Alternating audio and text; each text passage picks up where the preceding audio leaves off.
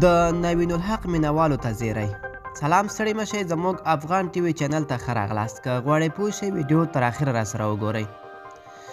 نوین الحق د راتلونکي پړاو لپاره ګیانا امازون عوارض لوبډلې واخیست. د کارابین پریمیر لیګ یا سی پی ال د راتلونکي پړاو سیالیو لپاره د ګیانا امازون عوارض لوبډلې د افغانستان کرکټ ملي لوبډلې چټک توپ اچوونکی نوین الحق له ځان سره وساته. نوین الحق چې د سی پی ال په تیر پړاو سیالیو کې هم د همدې لوبډلې لپاره لوبېدلی و، یو ځل بیا به د عوارض په ګټه ولوبېږي. نوموړي په تیر لیګ کې د ګیانا امازون عوارض لوبډلې لپاره 10 لوبې ترسره کړې وې او 11 لوبغاړي یې سوځولي وو چې په یوه لوبه کې د 14 منډو په بدل کې 4 ویکټې هم اخیستې وې.